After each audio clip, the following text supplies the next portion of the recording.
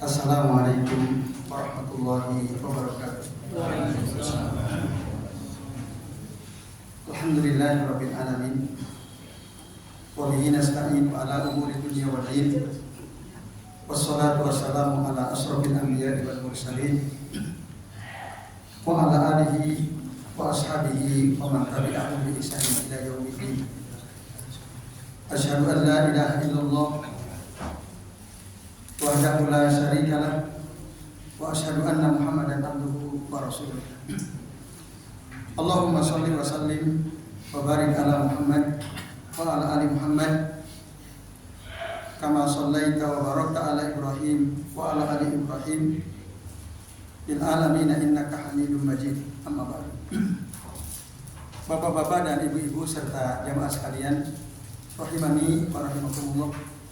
Alhamdulillah pada malam ini kita bisa melanjutkan ngaji kitab Al-Aqidah As-Sabariniyah dari Al-Imam As-Sabarini rahimahullah.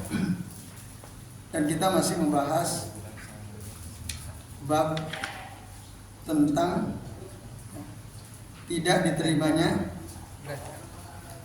keislaman atau taubat kelompok mulhid, orang-orang yang menyimpang.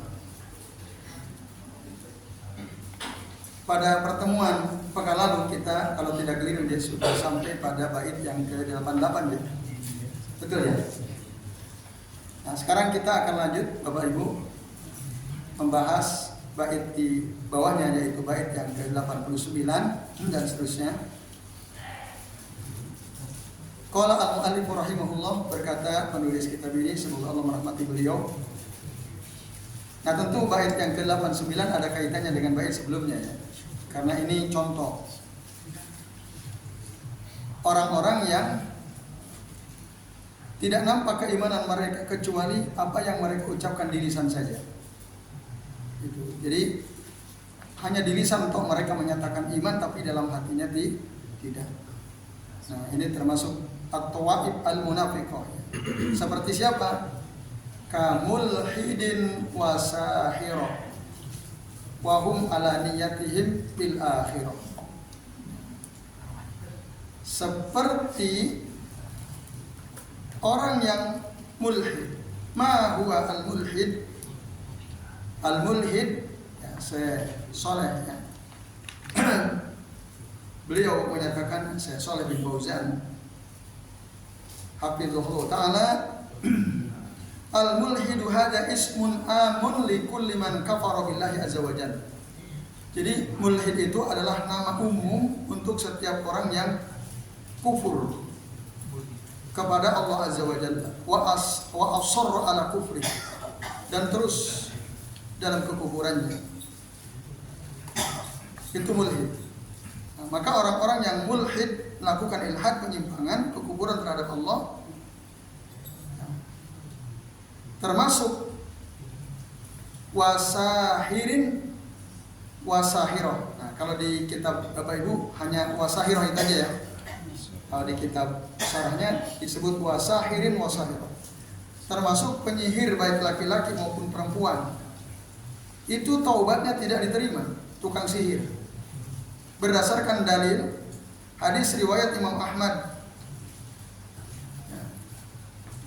dari Bajalah ibnu Abdah At-Tamimi radhiyallahu anhu, rahimahullah, dia mengatakan anna Umar ibn al-Khattab radhiyallahu anhu kataba ila ummatihi, bahwasanya Umar ibn al-Khattab radhiyallahu anhu mengirim surat kepada para pembantunya, para gubernur di daerah-daerah wilayah waktu dia menjadi khalifah Umar bin Khattab. Apa perintah Umar kepada para gubernur itu? Anik tulu kulla sahirin wa sahirah, agar mereka membunuh, menghukum mati setiap penyihir baik laki-laki maupun perempuan.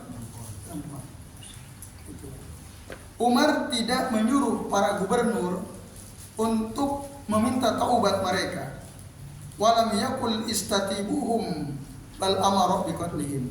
Tapi yang terjadi, Umar justru menyuruh para gubernur itu untuk menghukum mati, membunuh mereka para penyihir.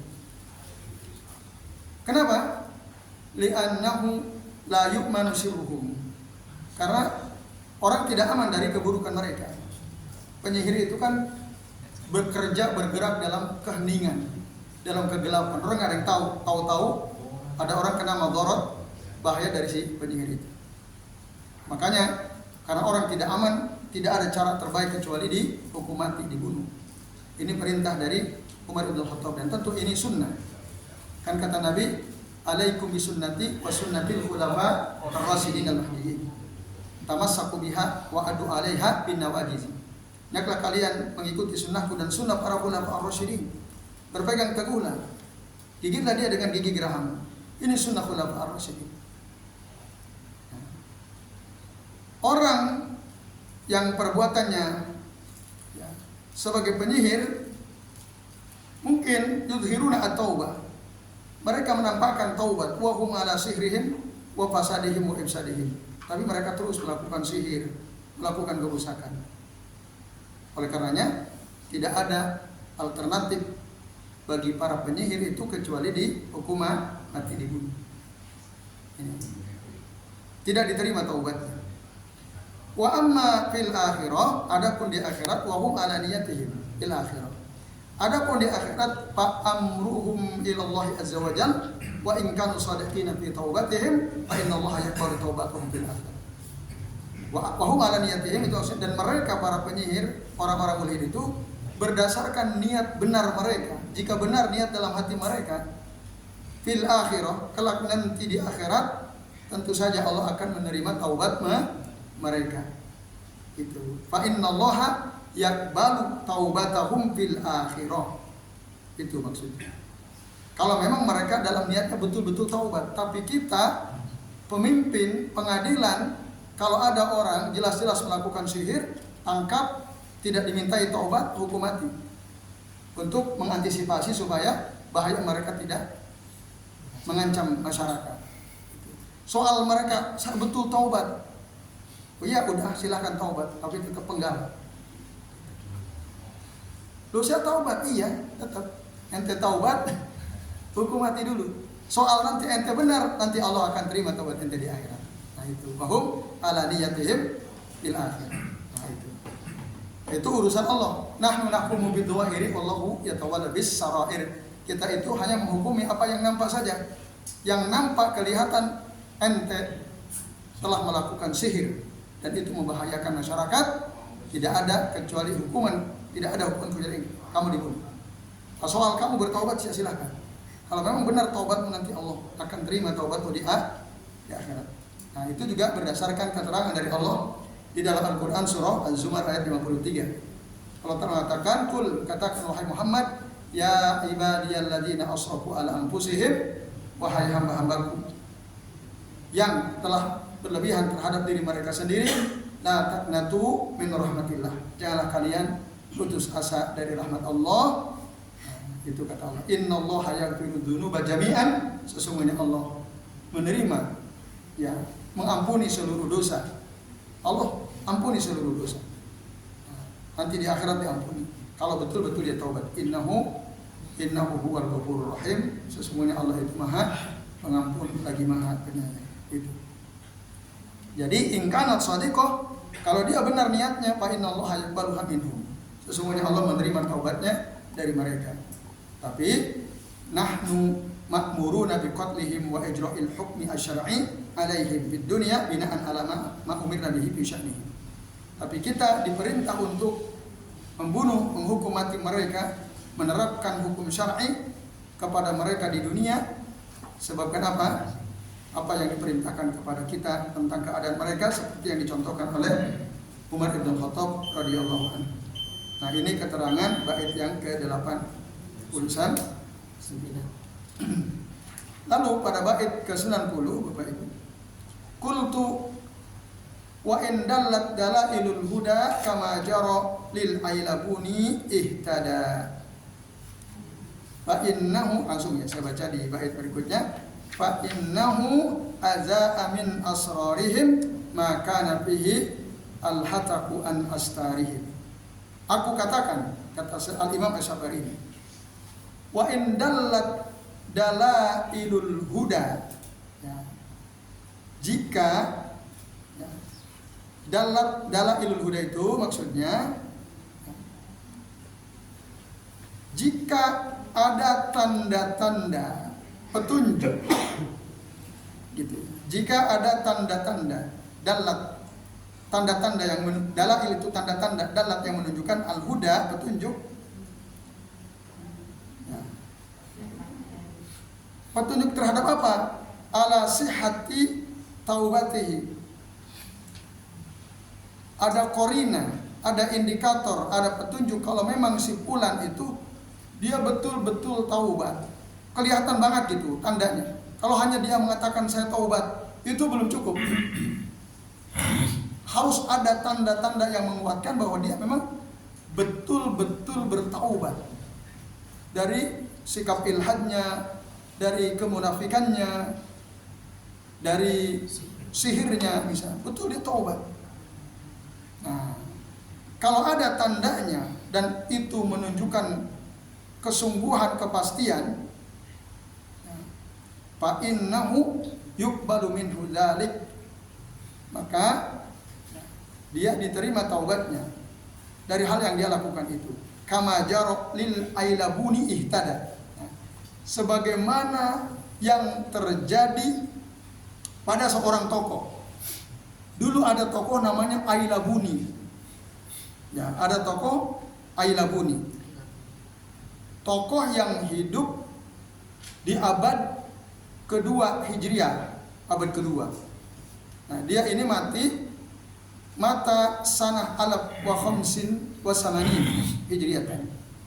Matinya tahun 1085 Hijriah. Benar abad kedua ya? Abad ke-12.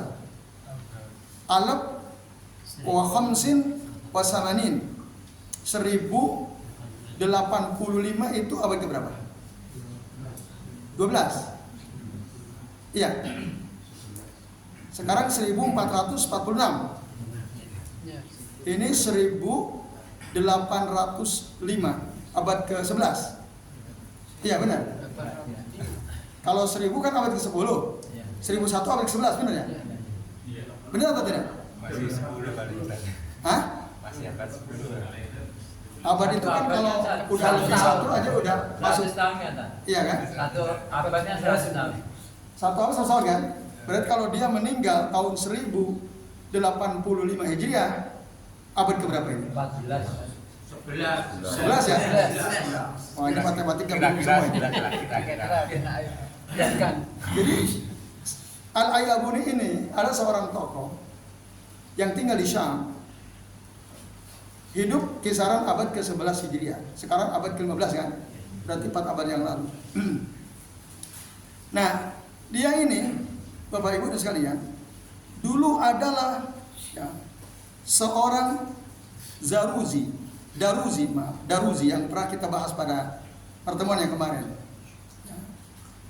Si Ailabuni ini adalah hadza Daruziyun, kata Syekh Saleh bin Fauzan. Kana min a'immati Daruziyah summa taba ila Allah. Dia ini dulu adalah tokoh pemimpin aliran Darujiyah. Siapa aliran Daruji itu? Mari kita bahas ya. Firqatun asluha tasayyu li ahlil baiti summa ghallat guluwan fahishan. Adalah kelompok Syiah yang apa? Katanya membela ahlul bait tetapi gulu. Bahkan ja'alu makhluqan ilahan wal iyadu billah. Mereka menjadikan makhluk sebagai Tuhan. Wasara ya'budunal makhluk min dunillah. Mereka menyembah makhluk selain Allah. Wa madhahibuhum ma'rufah. Mazhab mereka ini ya, dikenal. Nah, para ulama sebagian mengatakan anna ad-Daruzi yajibu qatluhum kullu halin. Seorang pengikut aliran Daruji ini harus dibunuh apapun keadaannya. Wa in tabu, meskipun mereka taubat. Karena apa? Li azami dzunubihim fahum min ajli azmi dzambi la tuqbalu minhum at-taubah. Karena besarnya dosa mereka. Maka mereka karena saking besarnya dosa mereka tidak diterima taubat. La tuqbalu minhum at-taubah.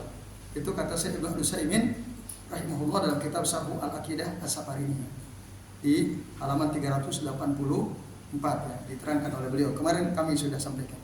Nah, ini Al-Ailabuni ini tadi seorang tokoh aliran Daruzi. Ya.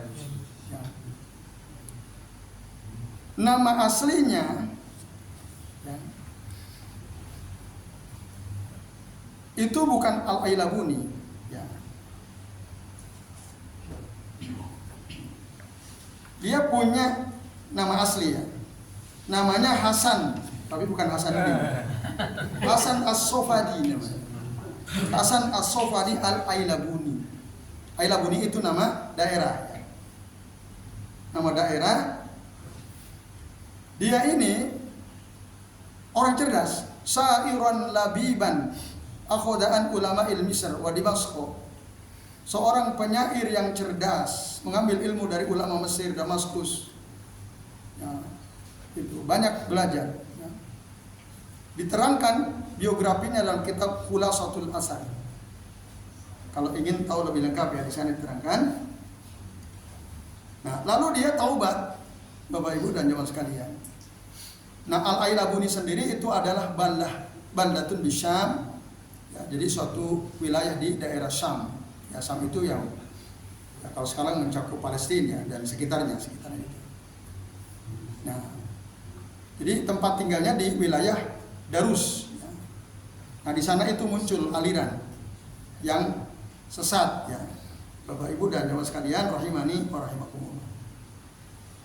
Nah, kemudian Hasan Sofadi Al-Ailabuni ini, Bapak Ibu dan jemaah sekalian, dia bertaubat taubatan nasuha. Betul-betul bertaubat, lalu menulis kitab ya. Sebagaimana kitabnya Al-Imam As-Safarini ini. Ya, modelnya dengan nazom gitu, bait-bait. Yang ya nazom nuniyah namanya. Panjang nazomnya. Kitab ini ditulis untuk apa? Firrad ala ad-Daruziyin wa kashafa dhalalatihim.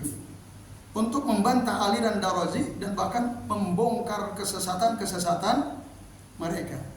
Nah, jadi taubat nulis kitab. Dibongkar semua kesesatan aliran ad-Daruzi. Nah, ini kan jelas nggak taubatnya dia? Jelas sekali.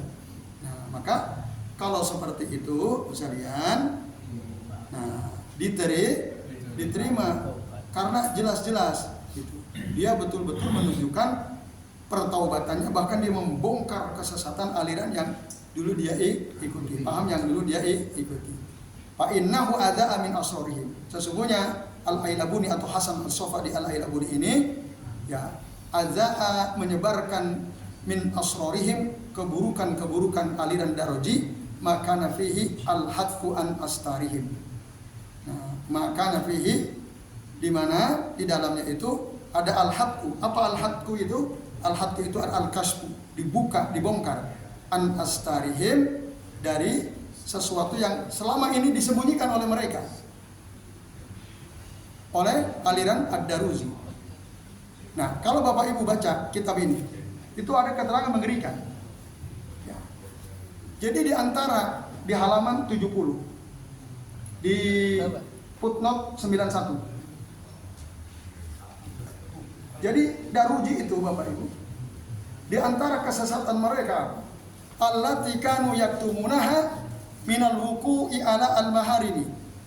Mereka menyembunyikan yang biasa mereka lakukan, yaitu mereka menggauli mahram. Menggauli mahram mereka, kalbanat wal akhwat. Anak perempuannya digauli, saudara perempuannya digauli. Ini kesesatan mereka. Wa akala al-khinzir, makan babi, bahkan warafadul ibadat. Ya. Wa ingkar as-sara'i, mereka menolak ibadah, mengingkari syariat. Wa i'tiqaduhum, dan keyakinan mereka apa? Anna kulla ma harramathu asy-syari'atu fa huwa mubahun lahum. Bahwa setiap apa yang diharamkan oleh syariat menurut mereka boleh. Apa yang diharamkan syariat boleh. Ini kesesatan. Dibongkar semua oleh siapa? Hasan As-Sofadi Al-Ailabuni. Nah, itu ma'ruf ya. Makanya dia tidak dibunuh, tapi diterima karena kesungguhan, keseriusan, dan terbukti jelas pertaubatannya. Ya baik Bapak Ibu dan sekalian, itu bait yang ke-91. Masih ada 2 menit ya? Udah bisa belum? Belum. Nah, 2-3 menit lah. kita tambah 1 bait lagi.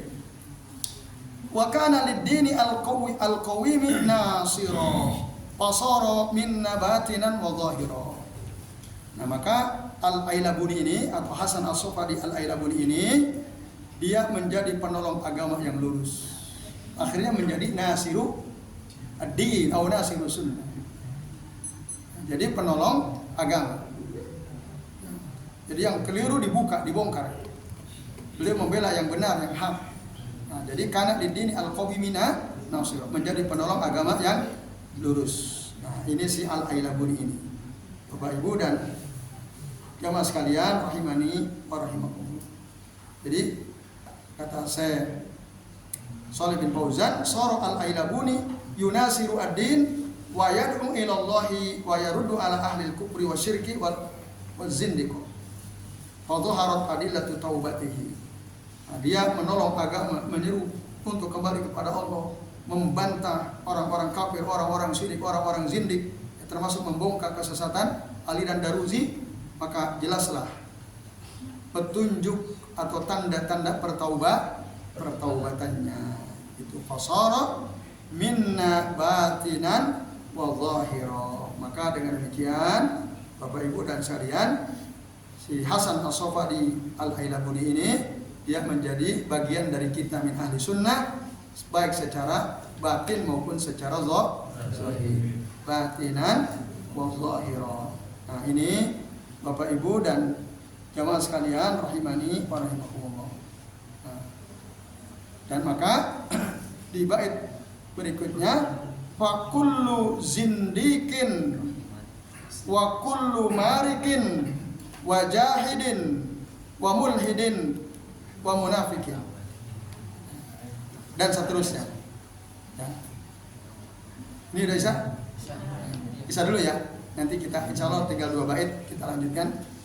Ya, karena bait ke-93 sangat erat kaitannya dengan bait terakhir 94, jadi harus tuntas dibacakannya. Baik Bapak Ibu, karena sudah tiba waktu Isya, kita istirahat dulu. Silakan petugas muadzin untuk azan Isya dulu.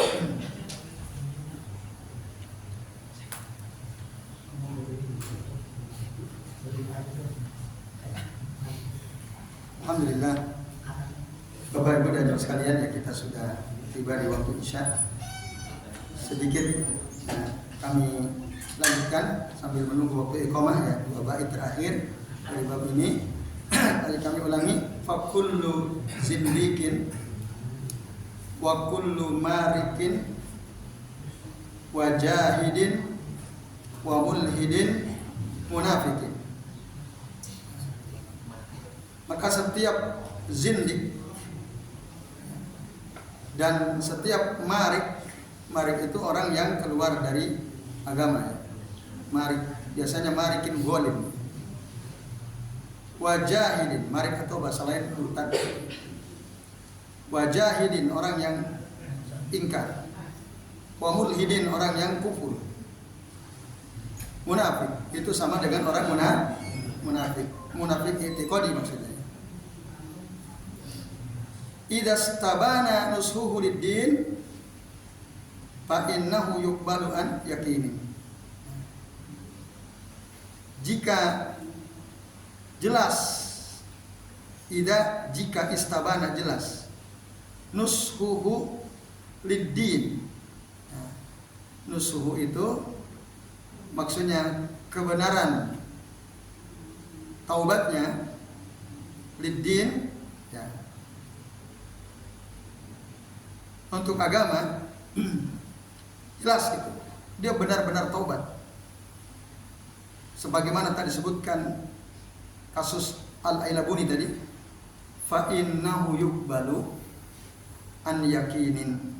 Nah, sesungguhnya taubatnya itu yuqbal, diterima, an yakinin, dengan meyakinkan. Jika memang betul ya, tadi dia menunjukkan pertaubatan yang meyakinkan. Jadi apapun sebelumnya dia, entah itu zindik, jahid, mulhid, marik, darozi dan lain sebagainya, kalau kemudian dia bertaubat taubatan nasuha dan jelas sekali pertaubatannya, ada tanda-tandanya ya tadi digambarkan dalam bait sebelumnya, tokoh Al-Ailabuni tadi menulis kitab.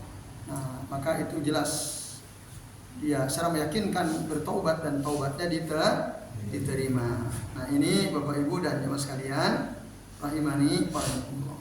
Selama memang tidak ada tindak tanduk dia, tidak ada ucapan dia yang menyelisihi pertaubatannya. Gitu. Kalau dia memang betul-betul taubat, dia nulis kitab, bagaimana kesehariannya, bagaimana ucapannya, lurus. Nah, itu. Maka diterima taubatnya. Artinya tidak dibunuh. Maka pengadilan atau khalifah atau pemimpin tidak menjatuhi hukuman mati jika dia betul-betul menunjukkan pertaubatannya. Nah, ini Bapak Ibu dan jamaah sekalian rahimani wa rahimakumullah. Jadi berarti ada dua kondisi gitu. Ada kondisi di mana mereka nggak diterima taubatnya, dihukum mati.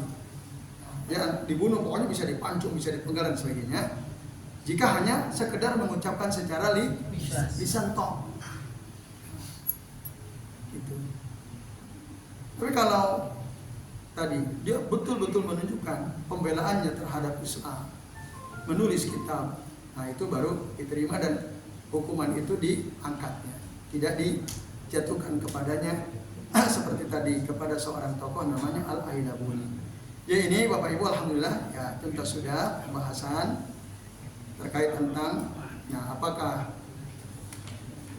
orang-orang yang tertentu ya dari kelompok al-mulhidin mutlak tidak diterima taubatnya atau tidak, penjelasannya tadi ya, sudah tuntas. Ada saat di mana bisa saja taubatnya diterima. Ya, baik Bapak Ibu dan jemaah sekalian rahimani wa rahimakumullah. Ya, Al-Ailabuni itu nama apa Bapak Ibu? Tempat. Nama tempat di mana? Di Syam. Terus siapa yang dimaksud tokoh Al-Ailabuni di sini? Namanya siapa? Hasan siapa?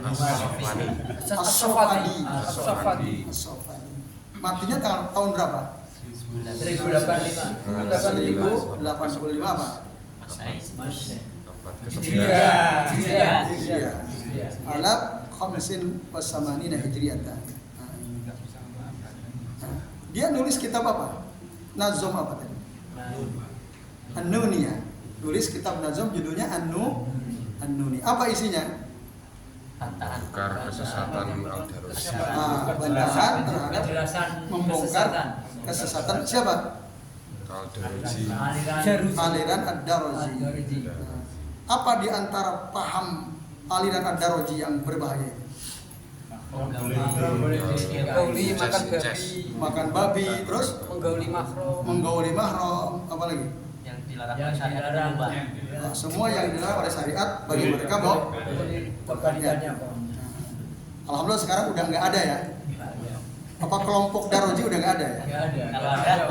Kalau ada bahaya. Walaupun mungkin prakteknya ada juga yang menghalalkan babi ya. Ada juga. Prakteknya juga ada yang menggauli anak perempuannya sendiri, ada nggak? Ada. Prakteknya. Oh, berarti itu kelompok Daroji itu ya. Karena dia menggauli. Nah, ini. Baik Bapak Ibu sekalian, itu sementara sebelum kita akhiri barangkali ada yang mau bertanya, silakan Pak. Apa itu sihir Ustaz? Kemudian ciri-cirinya bagaimana? Apakah sihir itu selalu melibatkan jin? Karena ada beberapa dukun yang ngaku bisa sihir padahal cuma tipu-tipu atau trik gitu. Sulap. Terima kasih Ustaz. Baik, terima kasih Pak. Sihir itu Bapak Ibu seakar kata dengan kata sahur. Sahur itu sama dengan kata sahar. Sahar itu waktu apa? Kapan kita sahur? Waktu malam kan? Malam jam 4. Dulu Bapak Ibu, di zaman Rasul dulu, waktu sahar itu gelap. Kalau sekarang banyak lampu. Dulu betul-betul gelap. Nah, maka kalau udah malam itu bahaya memang. Kan dalam hadis juga Nabi menjelaskan, syaitan-syaitan itu berkeliaran sejak kapan? Waktu maghrib. Nah, makanya dalam surah Al-Falaq Allah nyuruh Rasul untuk qul a'udzu birabbil falaq. Katakanlah aku berlindung kepada Rabb pemelihara waktu subuh. Karena sebelum subuh itu ada waktu sahur. Nah, biasanya para penyihir itu mereka melakukan aksinya untuk membahayakan orang secara tersembunyi-sembunyi. Nah, itu maksudnya sihir. Sihir itu suatu tindakan yang dilakukan oleh seseorang untuk mencelakai orang lain secara tersembunyi. Tahu-tahu orang sakit dan seterusnya. Itu sihir. Nah, tentu mereka kerjasama dengan jin. Nah, menggunakan di surah Al-Falaq itu kan qul a'udzu birabbil falaq min syarri ma khalaq wa min syarri ghasikin idza, apa tuh artinya wa min syarri ghasikin idza waqab, dan dari keburukan perempuan ghasikin idza waqab, bukan perempuan, malam apabila gelap. Nah, baru wa min syarrin naffatsati fil uqad, dan dari keburukan para peniup buhul, penyihir yang meniup-niup tali yang diikat. Wa min syarri hasidin idza hasad, dan dari keburukan orang yang dengki ketika dia dengki. Nah, itu tentu ada kaitannya ayat ini. Maka di antara surah yang paling baik untuk ruqyah itu ini, surah Al-Falaq. Nah, ini Bapak Ibu dan jamaah sekalian ya. Nah, jadi sihir itu kalau kita. Jadi mereka melakukan suatu tindakan yang tujuannya untuk membahayakan seseorang secara sembunyi, terselubung di malam hari. Itu biasa. Dan mereka tentu kerjasama dengan para jin. Nah, ini. Walaupun kita sebagai orang mukmin, sikap kita Bapak Ibu dan sekalian jangan takut terhadap para penyihir. Ihfadillah yahfaduka. Ihfadillah tajidhu tujahaka. Wa idza sta'anta fasta'in billah wa idza sa'alta fas'alillah. Itu kata Nabi. Kalau kamu jaga Allah, Allah akan jaga kamu. Maksudnya apa? Jaga syariat Allah. Amalkan semua apa yang Allah perintahkan. Jadi orang muttaqin, orang takwa. Orang yang betul-betul mengamalkan seluruh apa yang Allah perintahkan, menjauhi semua apa yang Allah larang, itu Allah akan jaga. Ihfadillah yahfaduka. Nah, maka orang mukmin betul-betul beriman, tidak usah takut terhadap para loh, itu Rasul kena. Rasul pernah kena sihir? Pernah. Nah, maka asbabun nuzul turunnya surah An-Nas Al-Falaq itu karena Rasul kena sihir. Nah, tapi orang-orang Mu'tazilah enggak nerima. Loh, masa bisa kena sihir? Tapi Ahlussunnah percaya karena ada hadis yang sahih. Nah, itu hikmahnya sebenarnya supaya kita ini hati-hati. Rasul saja, ya, orang yang paling mulia di sisi Allah itu bisa kena sihirnya orang Yahudi, si Labid bin Al-Aqsam, lanatullah alaihi. Nah, itu hikmahnya. Nah, tapi tadi solusinya kita jaga syariat Allah. Itu. Dan kalau kita kena, wah ini gara-gara penyihir, jangan juga. Nah, karena ya memang Allah menghendaki kita sakit. Untuk menyembuhkannya, jangan ke dukun, ke penyihir lain. Dukunnya lebih sakti. Cari dukunnya lebih sakti. Wah, ini tambah kacau kesirikannya. Nah, kalau orang mukmin, dia kena musibah, ya mungkin ada orang yang dengki, benci kepada dia, tapi dia yakin semua ini terjadi karena diizinkan oleh Allah Subhanahu wa ta'ala. Kata Nabi apa? Fa'lam annal ummata law ijtama'at ala an yadurruka bi syai'in lam yadurruka bi syai'in illa ma qad kataballahu alaik. Ketahuilah sesungguhnya umat ini, jika mereka semua bersatu untuk mendatangkan madarat bagimu, lam yadurruka bi syai'in, sama sekali mereka tidak bisa membahayakan dirimu sedikit pun, illa ma qad kataballahu alaik, kecuali memang apa yang sudah Allah tetapkan, keburukan itu terjadi pada dirimu, bukan karena kehebatan dukun ini dukun itu, bukan. apalagi dukun tipu-tipu. Ya, dukunnya sulap itu, diraba-raba kepalanya, tangannya ada belatung, padahal belatungnya udah dikantongin dulu kan. Kan banyak dukun yang seperti itu. Yaitu kalau kita itu makna sihir. Allahu a'lam bishawab. Masih ada satu lagi kalau ada? Sudah cukup? Baik. Alhamdulillah Bapak Ibu sekalian, ya mudah-mudahan jadi ilmu buat kita dan kita mudah-mudahan senantiasa berusaha untuk menguatkan iman kita dan berusaha untuk senantiasa menjadi orang-orang yang takwa. Mari kita akhiri kajian kita dengan membaca doa kafaratul majlis. Subhanallah, asyhadu an la ilaha illa anta, astaghfiruka wa atubu ilaik. Wa sallallahu ala Muhammadin wa ala alihi wa sahbihi wa baraka wa sallam alaihi ajma'in. Billahi taufiq wal hidayah. Wassalamualaikum warahmatullahi wabarakatuh.